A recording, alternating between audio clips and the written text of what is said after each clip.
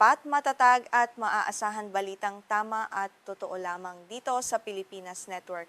Magandang araw sa ating mga kababayan sa Pilipinas at sa buong mundo. Huwag kalimutang pusuan ang video, sumubaybay at pindutin ang patingaw upang lagi kayong updated sa balita. Simulan na natin. Isang malaking pagbabago sa estratehiya ng depensa ng Russia ang ibinunyag ngayon ni Ukrainian President Volodymyr Zelensky. Ayon sa kanya, inililipat na ng Russia ang malaking bahagi ng kanilang air defense systems patungo sa Moscow at iba pang mahahalagang pasilidad upang maprotektahan ang mga ito laban sa sunod-sunod na drone strikes ng Ukraine. Sa kanyang ulat, kinumpirma ni Zelensky na muling naglunsad ng magdamagang pag-atake ang mga puwersa ng Kyiv. Matagumpay nilang tinamaan ang dalawang refinery ng langis sa lungsod ng Ufa na may layong mahigit 1,500 kilometro mula sa frontline. Bukod dito, isang imbakan din ng langis sa rehiyon ng Krasnodar na may 300 kilometro ang layo mula sa Ukraine, ang yanig ng malalakas na pagsabog. Nitong mga nakalipas na buwan, mas pinatindi pa ng Ukraine ang kanilang aerial campaign laban sa mga estratehikong instalasyong militar at enerhiya ng Russia. Ang tagumpay na ito ay nagdulot ng kakapusan sa supply ng gasolina at nagpabagal sa supply lines ng hukbong Ruso sa front lines. Dahil dito, tila nabulilyaso ang malawakang pananakop ng Moscow na tumatagal na ngayon ng mahigit 4 na taon ng madugong labanan. Sa kaniyang panggabing mensahe, idiniin ni Zelensky na sadyang nababahala ang pamunuan ng Moscow sa tindi ng pinsalang dulot ng mga makabagong drone ng Ukraine. Ayon sa kanya, sa rehiyon pa lamang ng Moscow ay nagtipon na ang Russia ng daan-daang launcher para sa kanilang mga air defense missile. Ipinapakita nito ang desperasyon ng Kremlin na protektahan ang kanilang sentro ng kapangyarihan mula sa mga pag-atake. Hindi lamang ang kapital na Moscow ang binabantayan ng Russia. Ibinunyag din ni Zelensky na halos 70 launchers ang inilipat patungong Valdai mula sa iba't ibang rehiyon ng bansa. Ang Valdai ay isang bayan na matatagpuan may 500 kilometro sa hilagang kanluran ng Moscow kung saan naroroon ang isa sa mga opisyal na tirahan ni Russian President Vladimir Putin na tila binibigyang prioridad ng militar. Bukod sa Moscow at Valdai, abala rin ang puwersang Ruso sa pagtatanggol sa Kerch Bridge. Ang tulay na ito ay isang napakahalagang supply route na nag-uugnay sa Crimean Peninsula at sa mismong mainland ng Russia. Para sa Ukraine, ang tulay na ito ay isang lehitimong target militar dahil ito ang pangunahing daanan ng mga kagamitang pandigma ng Russia na ginagamit sa patuloy na pananakop sa timog na bahagi ng bansa. Bagamat hindi pa independenteng ma-verify ang mga pahayag na ito ni Zelensky, malinaw ang nais nitong iparating sa buong mundo. Ipinapakita nito na mas pinahahalagahan ng pamunuang Ruso ang sariling kaligtasan kaysa sa seguridad ng iba pang lungsod sa kanilang malawak na bansa. Hanggang sa mga sandaling ito, wala pang opisyal na tugon o pahayag ang mga opisyal ng Kremlin hinggil sa mga alegasyong ito.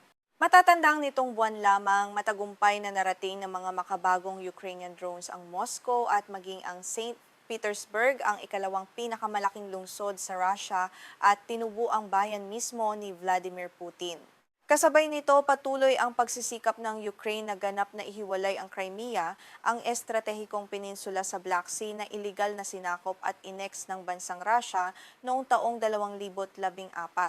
Ayon kay Zelensky, ang marahas na pagbabagong ito sa air defense ng Russia ay mag-iiwan sa iba pang bahagi ng kanilang bansa na vulnerable sa mga darating pang pag-atake.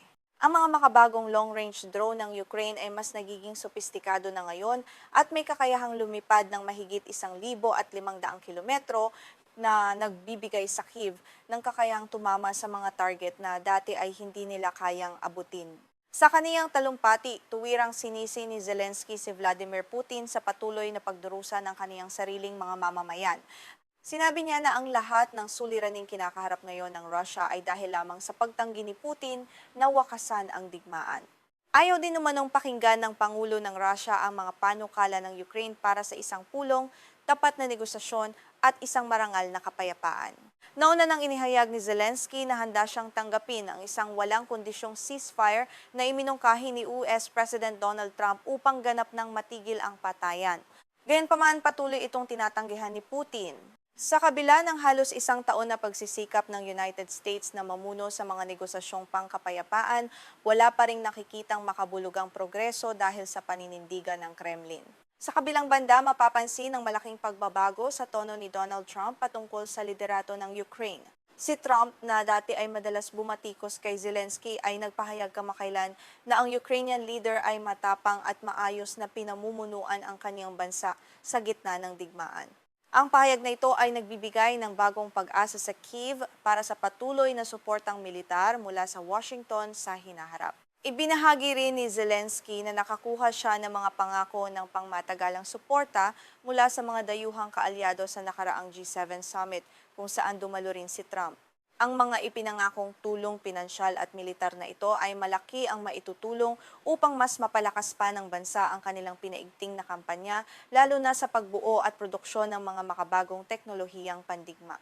Ayon sa Pangulo, ang kanilang mga operasyon, kabilang na ang mga kilos militar sa Crimea, ay maingat na pinagplanuhan at kasalukuyang nagpapakita ng magandang resulta sa larangan. Kung matatanggap ng Ukraine ang lahat ng tulong na napagkasunduan sa G7, mabilis nilang malilikha ang mga kondisyon kung saan mapipilitan ang Russia na piliin ang kapayapaan. Umaasa sila sa mabilis at positibong desisyon mula sa mga kaalyado, samantala mataman ding binabantayan ng Ukraine ang kanilang kapitbahay na Belarus. Ayon sa mga ulat, tila pinatay na ng Belarus ang mga signal repeaters sa kanilang teritoryo na ginagamit ng Russia upang gabayan ang mga drone attacks laban sa Ukraine. Matatandaang noong taong 2022, ginamit ng Russia ang teritoryo ng Belarus bilang pangunahing lansaran ng kanilang pananakop. Noong nakaraang linggo, formal na hiniling ni Zelensky sa Belarus na tanggalin ang mga naturang relay equipment upang maiwasan ang eskalasyon ng digmaan. Nagbanta pa ang Ukraine na aaksyonan ang mga estasyong ito sa pamamagitan ng militar kung hindi makikipagtulungan ang Belarus. Sa pinakahuling ulat ng intelligence ng Ukraine, nakumpirma na patay na ang mga signal repeater na ito na nagpagaan sa tensyon. Gayunpaman, nagbabala pa rin si Zelensky na patuloy ang pagtatayo ng Belarus ng mga infrastruktura sa kalsada at mga imbakan ng bala at krudo malapit sa kanilang border. Ayon naman kay Belarus President Alexander Lukashenko, binalaan niya ang mga kinatawan ng Ukraine laban sa pagganti sa kanilang bansa. Idiniin niya na wala silang planong pumasok sa digmaan, ngunit mananatili silang nakatayo sa panig ng bansang Russia. Dahil sa tumitinding banta sa seguridad, nag-utos na ang mga opisyal ng militar ng Ukraine ng mandatory evacuation para sa natitirang 1,000 sibilyan sa rehiyon ng Chernihiv na malapit sa border ng Russia at Belarus simula sa Hulyo 1. Ayon naman sa mga eksperto mula sa Institute for the Study of War, sinusubukan lamang ni Lukashenko na umiwas sa panggigipit ng Kremlin na isabak ang kanyang bansa sa digmaan. Sa kabila ng mga tagumpay na ito ng Ukraine, patuloy naman ang marahas na ganti ng Russia sa mga sibilyan.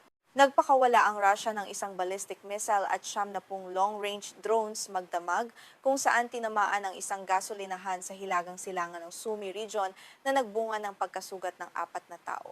Ayon sa ulat, ito na ang ika-13 beses na inatake ng Russia ang mga gasolinahan sa rehiyon ngayong buwan.